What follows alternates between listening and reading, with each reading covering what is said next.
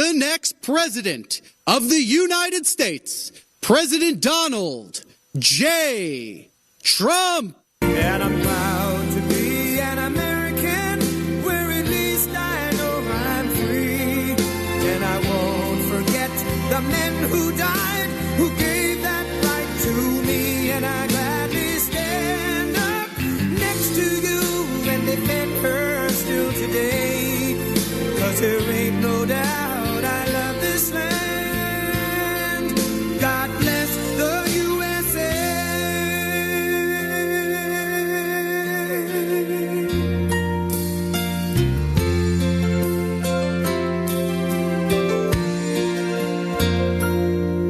From the lakes of Minnesota to the hills of Tennessee, across the plains of Texas, from sea to shining sea, from Detroit down to Houston and New York to LA, where there's pride in every American heart, and it's time we stand and say that I'm proud to be an American, where at least I know I'm free. And I won't forget the men who died, who gave that right to me. And I gladly stand up next to you and defend her still today. 'Cause there ain't no doubt I love this land. God bless the USA.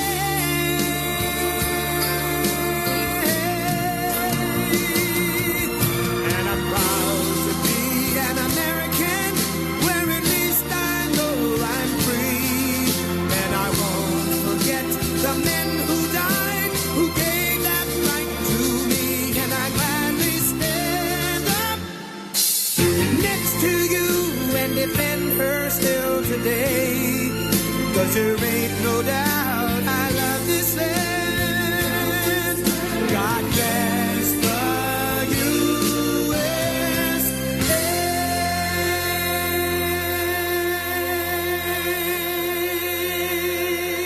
Well, thank you very much, everybody. It's an honor.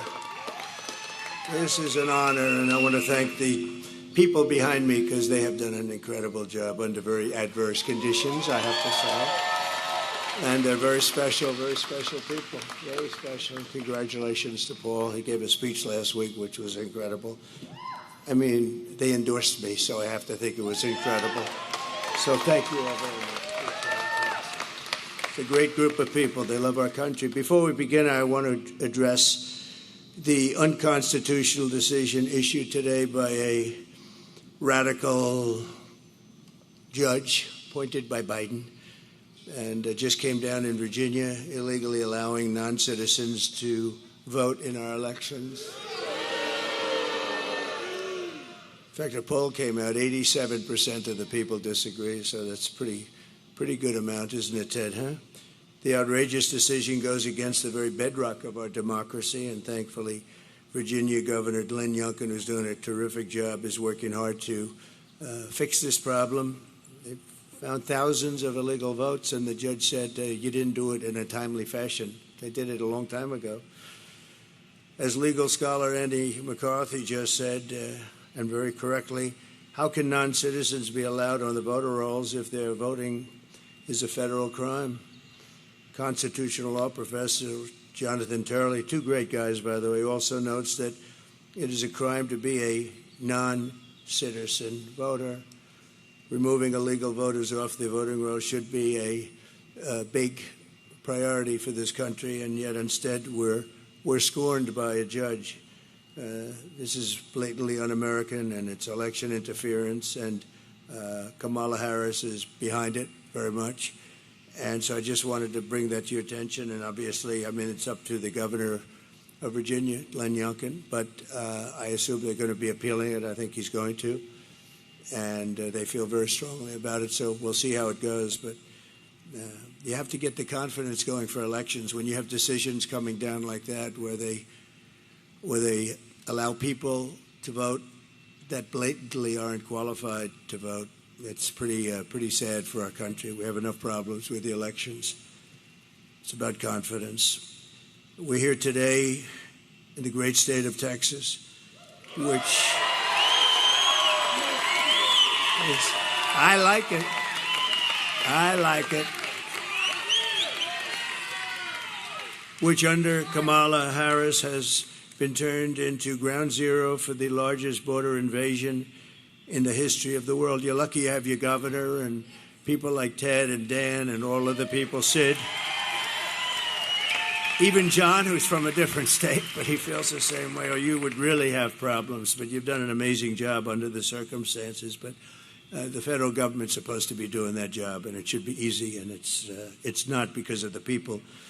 But over the past 4 years, this state has become Kamala's staging ground to import her army of migrant gangs and illegal alien criminals into every state in America. And every state's a border state. You've heard that. It's true. Paving a trail of bloodshed, suffering, and death all across our land. And it's only getting worse. It's just incredible when you look at the numbers. 21 million people at least during this 3.5-year period. And many of them, as you know, are murderers, drug dealers, people from jails. They're letting their people out of jails and bringing them right into our country. We're like a dumping ground. What Kamala Harris has done on our border is cruel, it's vile, and it's absolutely heartless. Her policy of importing migrant gangs is a crime against our country. It's actually a crime against humanity, and her abolition of our border should disqualify her for even running. I mean, I don't know how you can run for the president of the United States and allow people to pour into our country. And we're talking about seriously criminal people, many of these people, and they come from all over the world. It's not just South America. They're coming in from Africa. They're coming in from the Middle East. The Congo, that's a hot place right now. A lot of people coming in from prisons in the Congo. They're coming into our country. It's not even believable, actually, when you think. You know, you're standing up here, you're saying this stuff, John Barrasso, but you're saying this, and you say to yourself, you know, is it even believable? It's sort of like, actually in a smaller way, but still very important, men playing in women's sports. Who would want that? But, you know, 10 years ago, you would never say that. And then you have the transgender operations all over the place. And you're saying this, and you have parental guidance, and we want our child to be parentally guided. And you have to make apologies for the fact that they're not, but they're going to be, and we're going to bring that back. We want our parents. But, you know, if you go back 10 years or 15 years ago, if you ever made a speech like that, they'd say, this guy's crazy. What is he talking about? Those things would never happen, and they didn't happen until a certain time ago with the radical left. No person who is responsible for so much bloodshed on our own soil can ever be allowed to become president of the United States. And I think she's coming here today. She doesn't want to go to a swing state because she's losing so badly in those states. So she decided to come to Texas, and I'm sure she'll be treated very nicely. Today, she picked the wrong place. I think she picked the wrong place. What do I know about politics? I haven't done it that long, actually. But today, Kamala is here in Texas to rub shoulders with woke celebrities. Isn't that exciting? But she's not going to meet with any of the victims of migrant crime while she's here. We have many of them right here, the families. We have many of them. And they're incredible people, what they've gone through, the hell that they've gone through, and will continue to go through, unfortunately. She'll not speak to the grieving mothers from whom she has stolen the brightest light in their lives. She was in charge of this border, and she doesn't like being called border czar anymore. She didn't mind it almost 4 years ago, but now she doesn't like it. But you don't need that term. She was in charge of the border. She never came here, and she never made one call to these people behind me or anybody in the group. Not one call. She's in charge. She deals with Border Patrol. She hasn't made, Paul, not one call in 4 years. So we're joined today by a Texas mom, Alexis Nungary from Houston, a great woman. This past June, thank you. Great one. Where is Alexis? Where is she? Come up here, Alexis. Come up here. So this past This past June, Alexis's 12-year-old daughter, her precious angel, as you say, Jocelyn, we all called her that. We feel we know Jocelyn, and she's had a big impact, Alexis. You know that, right? She's had a big impact. Walked to a nearby convenience store. Jocelyn was kidnapped, tied up, assaulted, and I'm not going any further than that. I'm standing with the mother, and horrible things happened to her, to that young, beautiful girl. And the animals arrested for Jocelyn's barbaric murder are 2 illegal aliens believed to be members of the savage Venezuelan prison gang known as Tren de Aragua. And they're all over the place now. They're all over our country. They were in Aurora, but Aurora is now the least of it. They've taken over buildings in Aurora. The government, a radical left Democrat, weak person, doesn't know quite what to do. He's always got a big mouth when he talks about other things, but he has no idea what to do. And they have weapons of military grade. You say, how did they get those weapons? These monsters were in Border Patrol custody, but under a program Kamala Harris created to abolish detention for fighting-aged men, whatever that means, and give them free and automatic entry into the United States. The killers were released into our country, and Alexis, we cannot begin to imagine your pain. And if you'd like to say a few words, would you like to? Would you? Thank you. Thank you, Doug.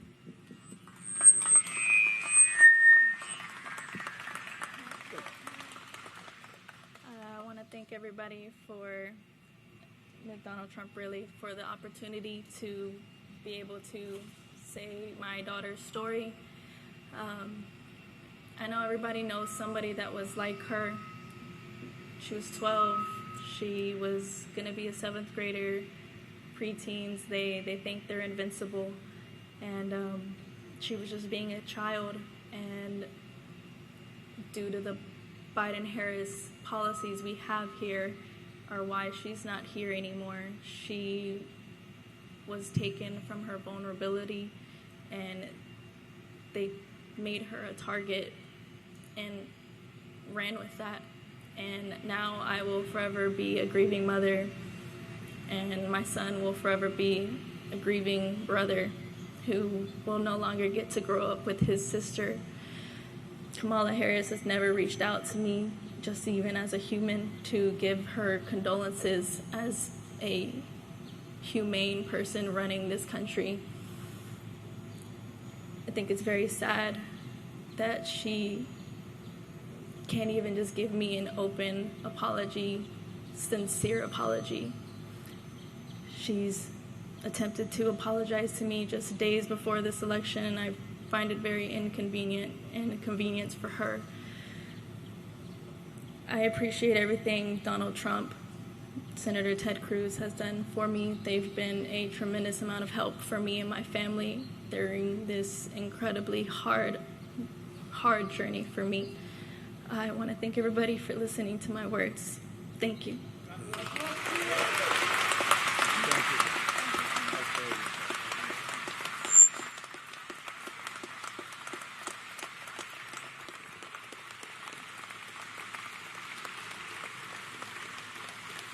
So I want to thank you, Alexis, and we will never forget Jocelyn. We're not going to. We've all seen her picture.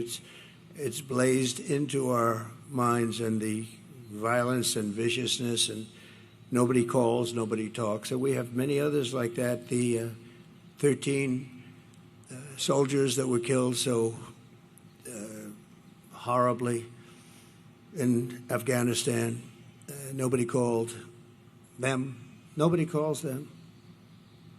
But certain people they call, but they don't call them. They weren't called. They weren't treated properly. They were treated very badly, actually.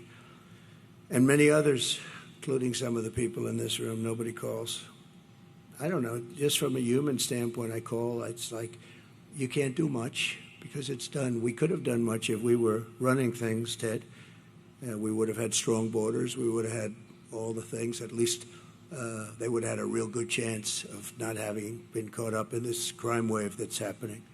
It's a crime wave. The number of people coming in, we have no idea what the number is. I say 21 million. A lot of people think it's more than that. And then you start talking about the gotaways. I think the gotaways could be Dan, double that. Who knows what it is? They're running into the country. We have no idea. That we call them from parts. I call them from parts unknown. As of 2 weeks ago, Tom Homan told me it was 181 countries were represented and people pouring in.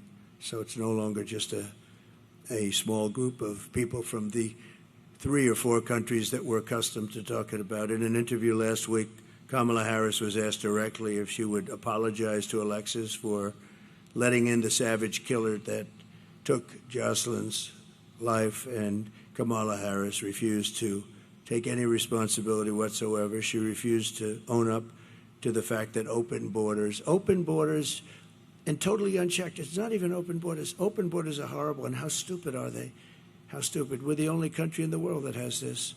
But they don't even check them. They don't vet them. They don't know who they are. They don't know where they're going. They just come in, and then they fly them over, you know? When the border got a little bit tougher because people were getting angry and just, we had citizens standing at the border wanting to do, and then they get in trouble because they want to do the job the federal government's supposed to be doing.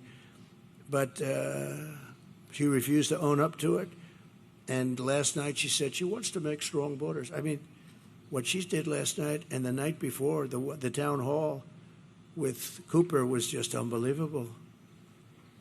Allison Cooper got so angry. But think of it, never an apology, never a phone call to anybody. So thank you very much, Alexis. We're going to get this thing straightened out. We're going to get it straightened out. We got to get it straightened out. Just from the standpoint of our heart, no calls, no nothing. Worst of all, Kamala refuses to stop importing these killers into our country every day. She brings in more.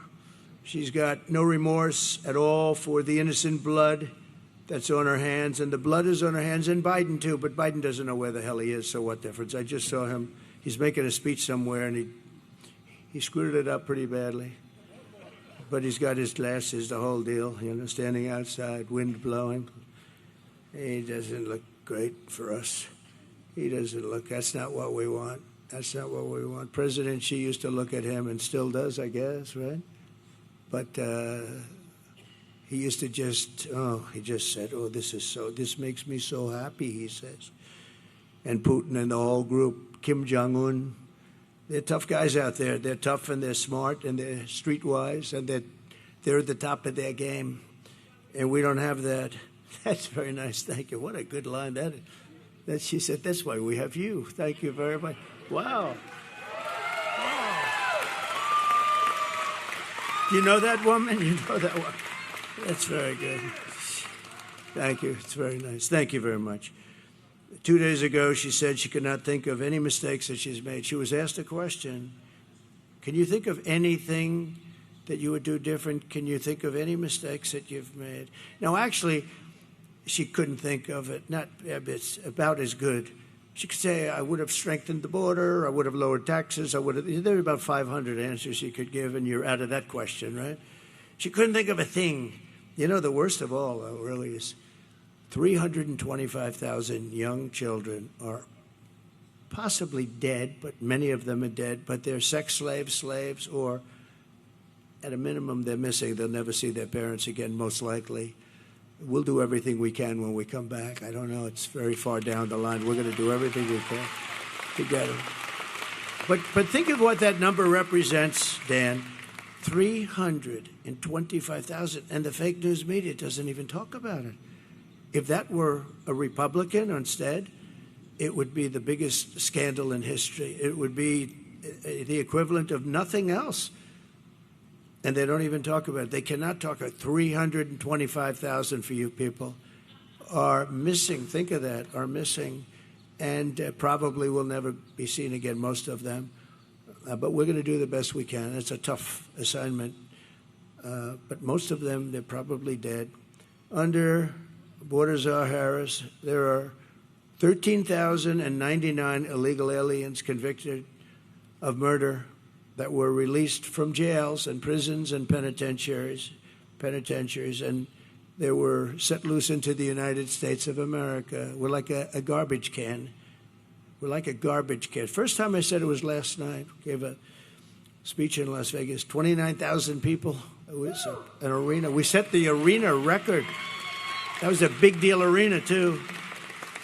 We set the record, but it was an amazing crowd. The first time I ever said it. I said it, I don't know, it just came out, garbage can. We're like a garbage can for the rest of the world to dump the people that they don't want. Do you know what they say from that? Their mental institutions are being emptied out. Their jails and prisons are being emptied out. And their gangs and their drug dealers and everybody's being taken off the streets. And Venezuelan crime is down 72%. Can you believe it? Well, that's because they don't, the criminals are being put here. If we don't win this election, we're going to go to Venezuela next year, Ted, and we're going to celebrate there because it's going to be much safer than our country, okay? Is that a deal? We'll all go together. No, it's just so bad. Well, I have to tell you, I'm not supposed to say it, but we are winning by a lot, actually.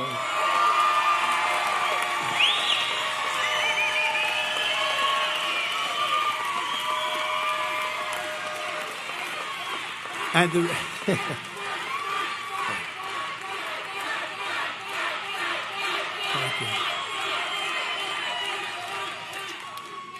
the reason is we want them to keep voting because we have to go, these used to take one day. Now they go on forever. And bad things happen. Lots of bad things happen. Where are those votes that I saw 2 days ago? Well, we're painting that section and we decided to move them, sir. Oh, you can't believe it. So they said, don't say it. So I didn't say it. Don't tell anyone I said that. But we're doing well. We're doing well in all 7 states. Every one of those swing states we're doing well. And we're doing really well here. But we expect that. We expect. But in another atrocity, Kamala released and unvetted MS-13 gang members from El Salvador into the United States. These are real beauties. MS-13, that's another gang. They use knives. They like knives because it's more painful. They cut people up. They killed 2 young students walking to school, 2 beautiful young women, young girls. And they were walking to school, and they got them walking to school, and they knifed them up and cut them up. Didn't want to use guns because that's not painful. And you know who got rid of them? ICE. They're friends from ICE. They work so well together. And Kamala wants ICE is, you know what ICE is? Tough people that love our country. They have to be tough. Because I know a lot of tough people right up here. You don't want to do what they do. They got to be tough. And they've done a great job, but they did a very good job here. But the animal that went on to attack and tie up a 20-year-old autistic woman in Maryland before, raping her and strangled her to death very violently in front of numerous people and actually put it on tape. These are the people we're bringing into our country. In New York this past summer, an illegal alien released into our custody and came into our country by Kamala. You know, I never use the word Harris because nobody knows who I'm talking about. When I say Harris, they say, who the hell is Harris? It's true. If I said VP Harris, nobody knows who it is. Can you believe she's a VP? A VP. How about the guy she's got? That's worse. I'm not sure. It might be worse than her. Well, she lived by the old adage, always get yourself a bad VP. And she's got one. We were very happy when we heard that choice, but we didn't know he was as bad as he did. He's a disaster. But Kamala approached 2 13-year-old children with, think of this, these people that she let in with machetes, knives, guns, in broad daylight, forced them into the woods, tied them up together, their wrists, everything, raped the young girl, park, filmed the entire thing, put it on camera, put it out for everybody to see, badly injured this person and somebody with her too, really badly. In Georgia this year, and you know this, everybody knows this, except Biden, he didn't know how to pronounce her name after pressure because he didn't talk about it either, Alexis. He refused to talk about it. Then he was actually forced to because it got so crazy. But in Georgia this year, an illegal alien criminal with ties to Tren de Aragua kidnapped, assaulted, and murdered a brilliant young nursing student, Laken Riley. You remember? Laken Riley, it was a beautiful, I got to meet the parents a couple of times. They're incredible, but they're like devastated. You know, you can't really say, oh, well, everything will be, it's not going to be okay. It's not good. It's just, you can't really, there's nothing you can say, really. A lot of times they say, like to Alexis, what can I say? The only thing we can do is do something about it so it doesn't happen again, you know, and that's all we can do. But she murdered her while she was out on a run. She wanted to keep herself in good shape, and they got her. Her killer was yet another monster released into America through this open border policy of Kamala and her group of radical left idiots. Under the Trump administration, we will end this migrant invasion, and we will deport every last criminal alien targeting our daughters and our children, our families, other people's families. They're going to be gone. They're going to be gone fast. Some are so violent, you know, we can't let them go. We can't send them in because they'll come back. But we have some pretty strong policies that we're putting into place immediately on January 20th. We're honored to be joined by many of the incredible Border Patrol agents and law enforcement heroes who will help us restore safety to America. And I'd like to invite a very special person. He made such a good speech last night. They endorsed me. And this gentleman made a very good speech. I said, you know, I'm going to have to go back and start practicing. Ted, you and I are going to have to practice a little bit. But Paul Perez just assumed the big power position from Brandon, who was a fantastic guy. He's still involved in so many ways, but they endorsed me, something they're not really probably even supposed to do. I won't get into that. But they love the country. And in endorsing, they said very bad things about her. They don't want to say bad things either. They want to say great things. Even me, I didn't know I was going to do this. We had a very good first election. We had a much better second election. We got close to 12 million votes more than we did the first time, the highest number in history. And okay.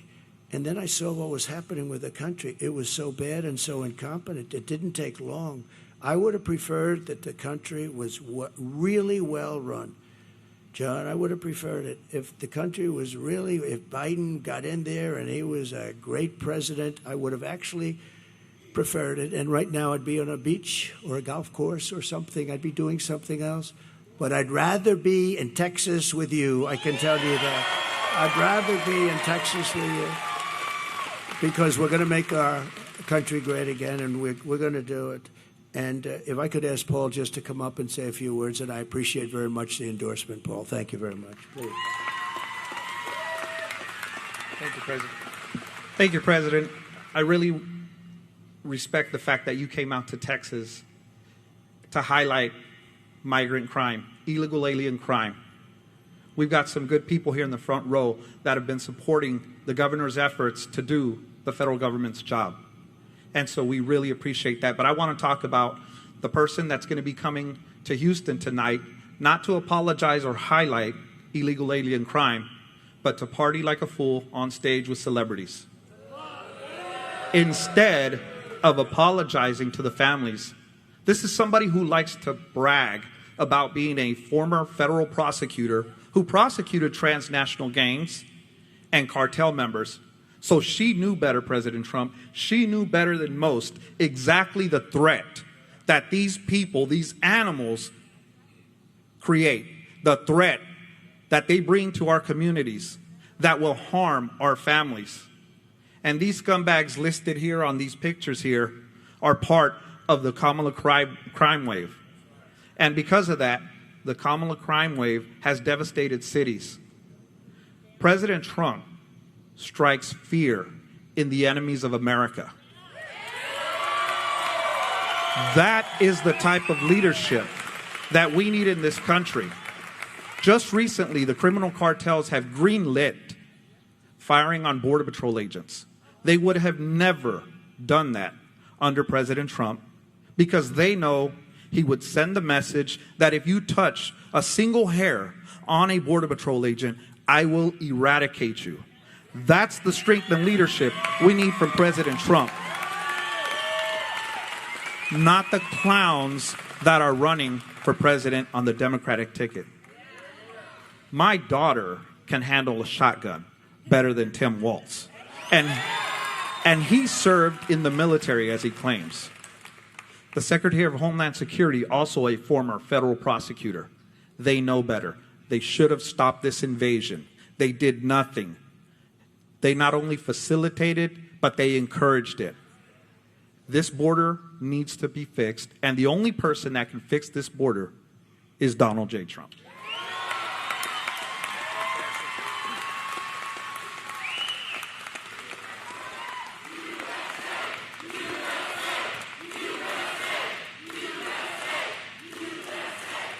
Thank you very much. Paul, thank you very much. Boy, it's you can't say it better. You can't say it better. And they really know the subject. If they thought somebody was slightly better, that's what they want. They just want it fixed. And their job's a lot easier just to let everybody pour through. It's a tough job when you do it right, but that's what they want. They love the country. This is just a great group. I've gotten to know them so well over the years. I did call them a lot. And we had the safest border. We put down my all-time favorite chart. Without that chart, I wouldn't be standing here, Dan. But that chart basically showed we had the lowest, and it was done by Border Patrol. We had the lowest number of illegal migrants. We had the lowest number of drugs in many years, and all of the different categories were number one. The day I left, and I said, we're going to have to come back. We're going to have to do it, and we'll do it even better because we really have experience now that we didn't have then. I want to thank the Guillen family. The Guillen family is here. They are incredible, incredible, brave, and beautiful family. They lost their daughter and sister, and she's up in heaven looking down, very proud of you, and very proud of the stance that you took. A very vicious group of people, just liars, you know, and a magazine that's a failing magazine run by a guy named Goldberg came out with a story, bad story about me, that I had told them I was going to do something and all this. And they were so incensed that they said, we can't let them say that about what took place with the daughter. I was going to help them. If they didn't get the military funding, I was going to fund it myself. I told them that, but they were able to get the funding. And I guess they came out with a story that, what's it called, the Atlantic magazine, Atlantic. This is a really bad, they were the ones that made up the story about me saying bad things about the soldiers. The beautiful thing is that these people were willing to come out and say it didn't happen that way. This man was, I had them into the White House, and they were all, they didn't have to do this. They could have sat back and, your daughter is so proud of you, I'm telling you. They didn't have to do that. I didn't, you know, I have these people saying all this bad stuff. Then all of a sudden, the family that they're talking about comes out of nowhere and says, President Trump was perfect. What he did was so great. He got us the money. And I did say, if we couldn't get you the money for the funeral, I was going to pay it. But he got us the money, and it happened so quickly and nice. And they came out and they said that. Who would do that? A lot of people wouldn't do that. They'd sit back and they say, well, he was a nice guy, but we don't want to get involved or something. We love you. Thank you very much. We love you. And it was phony stories by a general that got fired, and it was a whack job, total whack job, a general. It's funny, when you fire people, see, Biden has never fired anybody, but when you fire people for doing a bad job, they get a little bit angry. Somehow it just seems to work. But he was a nut job to start off with. So that's just so, it's such a beautiful story. Out of nowhere, we get a call saying that problem solved. Why? Because the family came to and they said that the magazine totally lied and misrepresented. This was the same magazine that said that I said about dead soldiers that there was something, what was it, suckers and losers. Think of it. I'm supposed to be standing there over the graves of soldiers with people around me, military people or whatever, making a statement like that. Can you imagine? Can you imagine anybody doing it? I think I'd end up I may be the president, but I think somebody would start a fist fight. And probably I would say, you were right in there. Who would do this?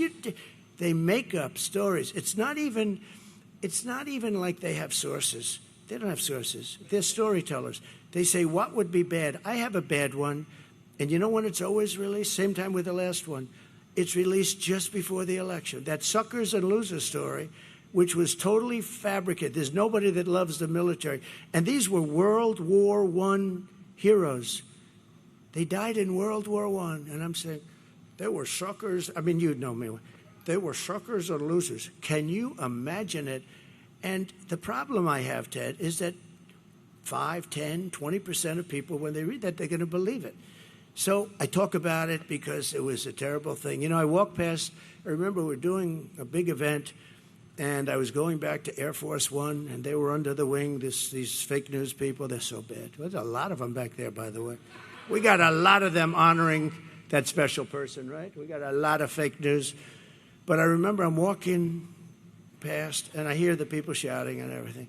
And I heard this one voice, loud, boisterous, horrible voice, say, "Did you call the dead soldiers from World War I suckers and losers?" I said, I didn't, to myself, I said, man, that's a bad one. Because it's what? This sleazebag reporter, Goldberg, against me. I mean, and a percentage of people have to believe it, so all I can do is talk about it. But as soon as I heard that statement, I said, man, that's bad. Because to me, that's so bad.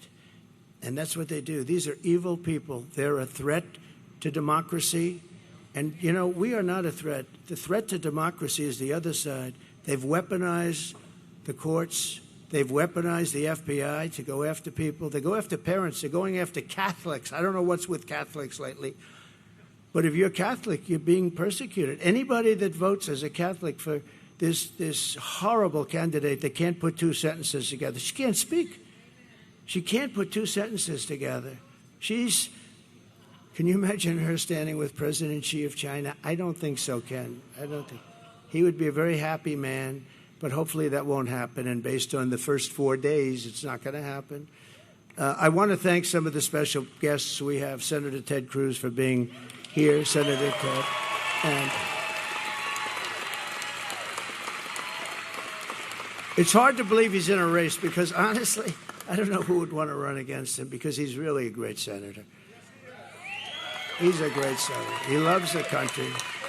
He's tough as hell. He fights. He's always fighting, and he's fighting for the state, but he's fighting more for the country than just about anybody. And John Barrasso would acknowledge that. John is one of our leaders in the Senate, and he's a fantastic man. So Ted, I know your thing is going good. I heard you were helped very greatly. You got a big pop, right? And I know you're doing great, but I just want to say he's got my complete and total endorsement. He has always will have. And you're going to have a great day, and hopefully I'm going to have a great day, and we're going to be celebrating together, and we're going to make our country, as we say, or we'll make America great again. We're going to make it great, and it's going to go faster than you think. But it can't sustain this for another 4 years. That I do believe.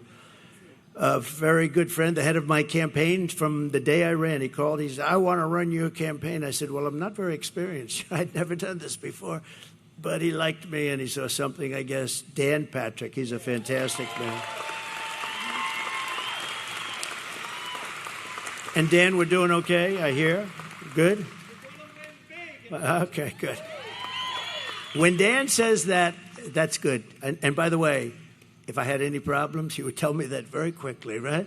But when Dan says it, it means a lot. Thank you, Dan, very much. Appreciate it. Attorney General Ken Paxton, a really great Attorney General. Great Attorney General. Thank you. That's pretty good. That's pretty good. That's pretty good. You see, when they go after people with bullshit, they become very popular.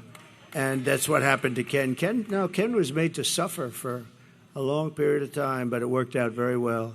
And I stuck by him, and other people stuck by him. Some of the people right there stuck by him, including that one right there. So I think Ken, I said, he's a great Attorney General. You got to stick by your Attorney Generals. And I'm very happy the way that all worked out. But you went through a lot, right?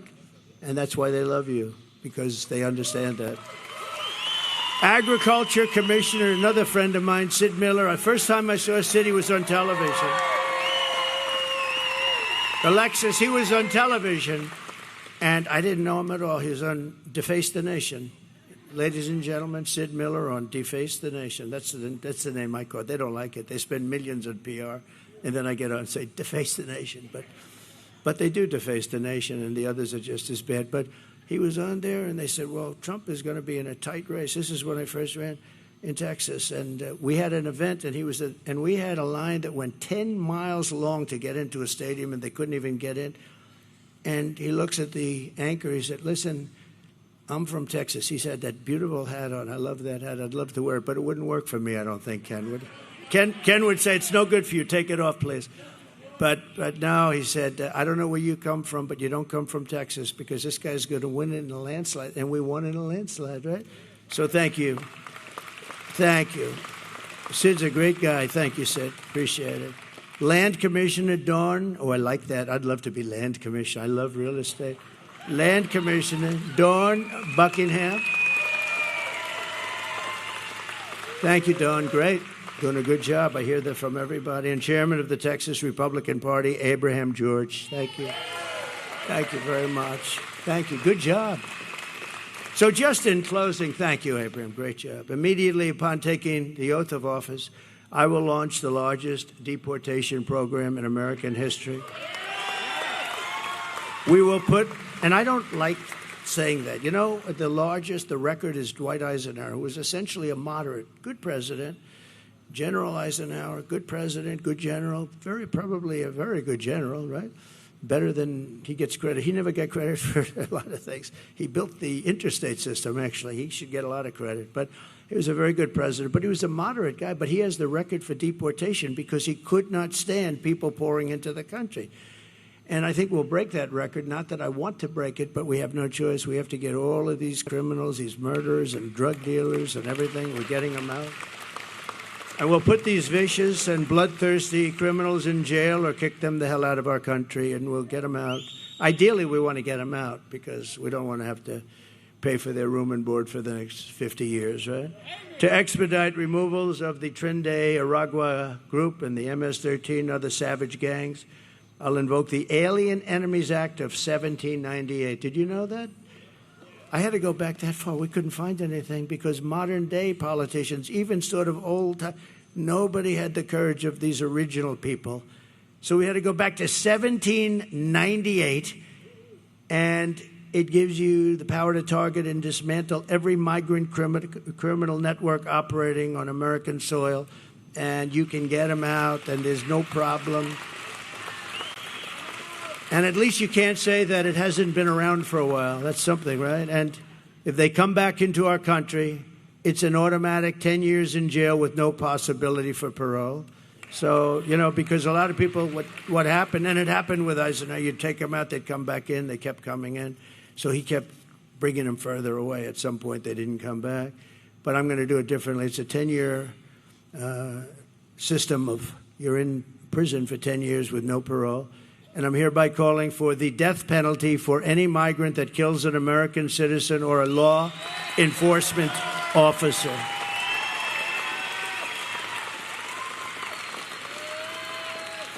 And you'll be amazed how it worked. You know, when I was in the White House, we had a lot of people that wanted to pull down statues and things, and I didn't like it too much, and we didn't have time to pass a law because they were really getting pretty violent around in Washington, D.C., and they wanted to pull down. You know, actually, when they started roping up Abraham Lincoln and a couple, I said, I'm not even sure they knew what they were doing.